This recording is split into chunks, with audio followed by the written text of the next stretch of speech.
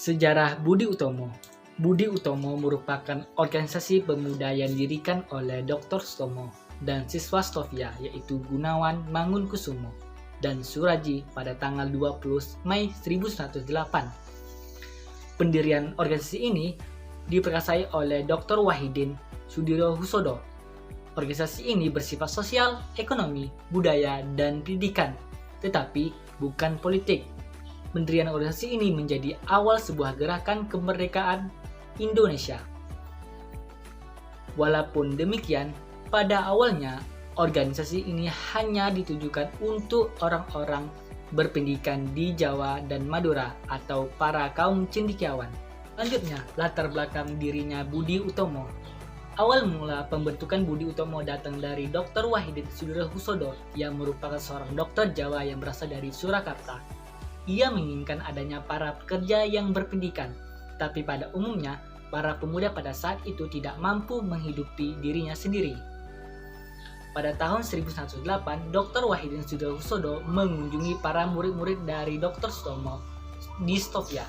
Kemudian ia menyampaikan adanya idenya. Idenya itu diterima dengan baik oleh siswa Stovia.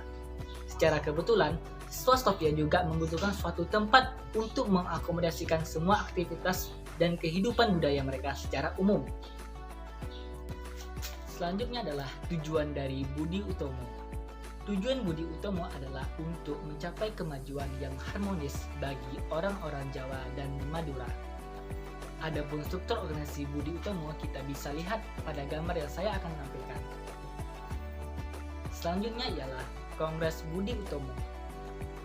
Kongres Budi Utomo terjadi dua kali. Yang pertama adalah Kongres pada bulan Oktober 1908 di Yogyakarta. Adapun hasilnya ialah yang pertama, Budi Utomo bukan organisasi politik. Kedua, kegiatannya ditujukan hanya pada bidang sosial ekonomi, budaya, dan pendidikan. Ketiga, ruang gerakannya terbatas, yaitu Jawa dan Madura. Dan terakhir adalah terpilihnya Tirto Kusumo sebagai Ketua Budi Utomo Pusat, yang merupakan mantan Bupati Karanganyar. Selanjutnya adalah kedua, Kongres kedua, yaitu Budi Utomo diadakan di Gedung Mataram, Yogyakarta pada tanggal 10 sampai 11 Oktober 1909. Kongres kedua ini berbeda jauh karena tidak menimbulkan hasil yang berarti seiring dengan menurunnya semangat organisasi yang mencolok dari Budi Utomo sendiri.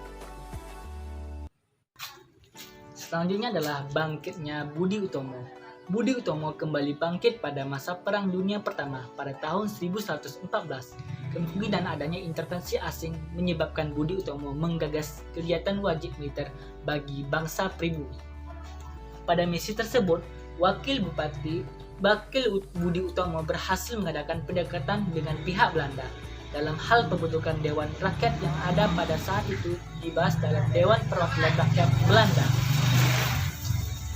Undang-undang mengenai wajib militer gagal disahkan. Sementara itu, Undang-undang Pembentukan Dewan Perwakilan Rakyat Belanda itu disahkan pada bulan November 1914. Budi Utomo akhirnya berkembang menjadi organisasi yang memiliki tujuan dan cita-cita nasional, yaitu Indonesia Merdeka. Ini adalah perjuangan Budi Utomo dalam menentang kolonialisme. Pergerakan atau perjuangan Budi Utomo di kancah politik itu dimulai pada masa Perang Dunia Pertama pada tanggal 1 Agustus 1914, yang mana pada saat itu Jerman mengumumkan perang dengan Rusia, disusul dengan Prancis mengumumkan perang dengan Jerman.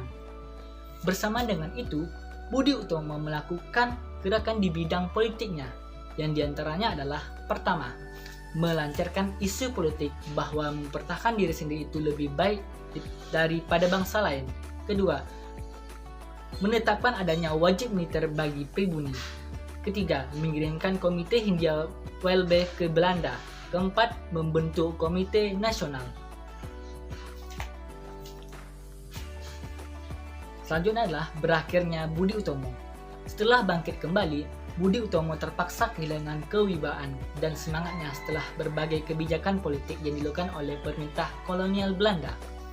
Muncullah perpecahan tubuh Budi Utomo dan juga muncul sekelompok radikal dan moderat di tubuh Budi Utomo.